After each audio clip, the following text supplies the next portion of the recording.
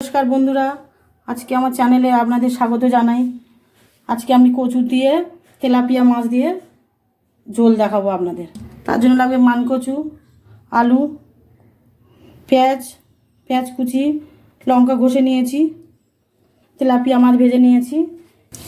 এখানে আমার হলুদের গুঁড়ো, লঙ্কার গুঁড়ো, কালো জিরে ফোড়ন দেবো, শুকনো লঙ্কা নিয়েছি ফোড়নের জন্য, গোটা জিরে দেবো, জিরে গুঁড়ো। এবারে রান্না তাহলে আমি শুরু করি। কড়াইয়ে তেল দেবো। এবার আমি শুকনো লঙ্কা দিলাম, একটু কালো জিরে ফোড়ন দিলাম,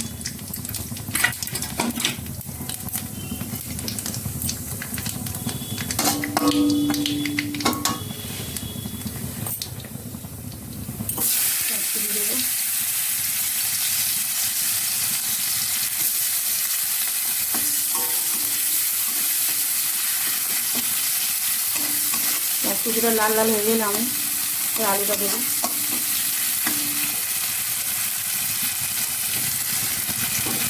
আলুটা দিয়ে দিলাম, আলুটা দিয়ে ভালো করে ভেজে নেব। আলুটা আমার ভাজা হয়ে গেছে। আমি মাংসটা একটু ভাবিয়ে রেখেছিলাম। এবার আমি কচুটা দিয়ে দেবো, দিয়ে কষিয়ে নেব।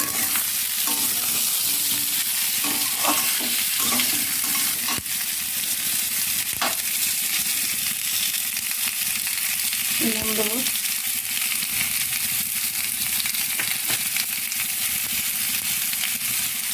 হলুদ দেবো,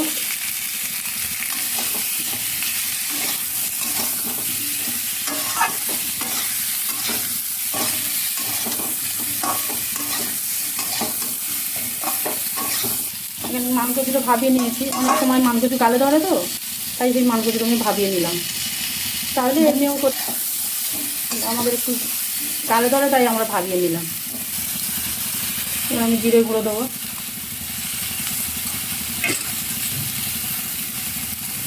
অল্প একটু লঙ্কা গুঁড়ো দেবো, একটু জল একটু গুঁড়ো নিলাম, নাহলে লেগে যাবে। এই যে কাঁচা লঙ্কাটা গুঁড়ো রেখেছিলাম সেটা দিয়ে দিলাম। গুঁড়ো লঙ্কাটা দিয়েছি একটু কালার হবে বলে, আপনারা চাইলে কাঁচা লঙ্কা দিয়েও খেতে পারেন, গুঁড়ো লঙ্কা যদি না খান।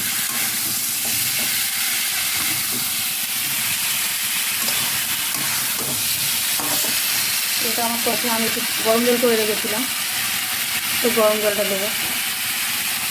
গরম জলটা দিলে ভালো হয় একটু, যেহেতু মানকচু তো।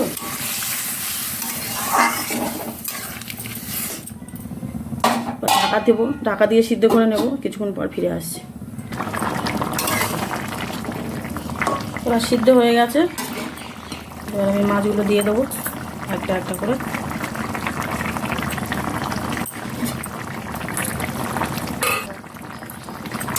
এটা অন্য কোনো মাছ দিয়ে করতে পারবেন, কিন্তু তেলাপিয়া মাছ দিয়ে করলে এটা বেশি স্বাদ হয়। আমি পরে ফিরে আসছি। হয়ে গেছে, তো আপনারা এরকম করে খেয়ে দেখুন কেমন লাগে। ভালো লাগলে চ্যানেলটা সাবস্ক্রাইব করে দেবেন।